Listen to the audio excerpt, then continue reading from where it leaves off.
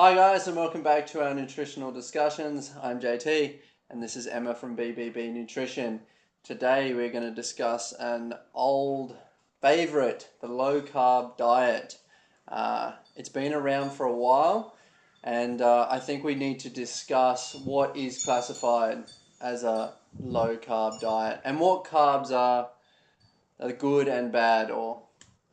So carbohydrate it's kind of a dirty word at the moment. A lot of low carb diets are coming back into fashion, but they're actually quite dangerous if you do them too strictly. If you just go up on protein and high fat, your kidneys are working overtime, your liver's working overtime, everything's just struggling. Carbohydrates are absolutely essential. What we got to remember is that when you group carbohydrates, vegetables and fruit are in that group, but vegetables and fruit are what humans absolutely thrive on. Like, we do not get fat. You look at fruitarians, they're not overweight and they eat nothing but fruit. They're usually quite slim. So what we're talking about with low carb diet and what the media goes on about is usually getting rid of the breads, the pastas, the fries, the baked potatoes, the things that you just love, because our body loves carbohydrates. Everything that you just love. One thing, when you start going off low carb, when you start doing low carb, every 1 gram of carbohydrates holds 2 to 3 grams of water in the body. So you'd actually drop a lot of water when you drop carbohydrates from the system.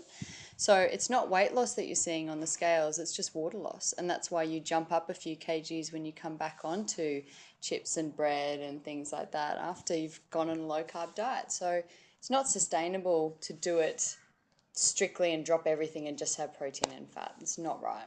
So I'd stay away from the really heavy, yeasty, stodgy sort of food. Yep. And like you say, yeah, a lot of it's all water retention. A lot of people, when they start cutting all those carbs out, they go, oh, look how much fat I've actually lost. But it's literally just the water retention that you're actually seeing. We all know that it actually takes quite a long time to actually get into the fat burning and actually getting rid of that actual stored fat. It's more safely done. So people try and achieve ketosis by going low carbohydrate and more protein and fat. Thing is, protein gets converted into glucose anyway, which is a carbohydrate for the brain. The only way to really do ketosis is just to restrict to mainly fat, which is really hard to do and it's not healthy at all. So we can successfully lose a lot of weight on carbohydrates such as fruit and vegetables, absolutely. If depends on your goal as well. If you want to gain weight, carbohydrates are important for glycogen and getting energy into the muscles and keeping your energy up. If you want to lose weight, what you do is you go more vegetable, lean meat, good fruits, whole fruit. What we're trying to stay away from is the breads, the sugars, the fruit juices, everything that is empty carbs basically. So in a nutshell, don't go low carb to the point where you're just having protein and fat. Keep a lot of vegetables in there, especially the pumpkins and sweet potatoes. They are fantastic for you.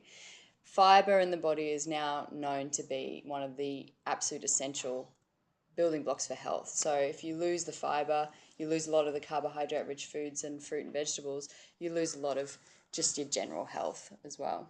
Absolutely, because you do see that a lot. A lot of people, they go really, really extreme and they just cut way too many of the carbs out, because we all know in one of our previous videos, we do discuss, our fruits and our veggies pre and post workout and how they are really beneficial to whatever goals and whatever you want to achieve at the gym. So going and saying, oh, fruit is bad and I'm not going to have any fruit, your body really, really needs that food group as well. It definitely does. Don't cut it out. That's it for today. Tune in to next time for more of our training tips.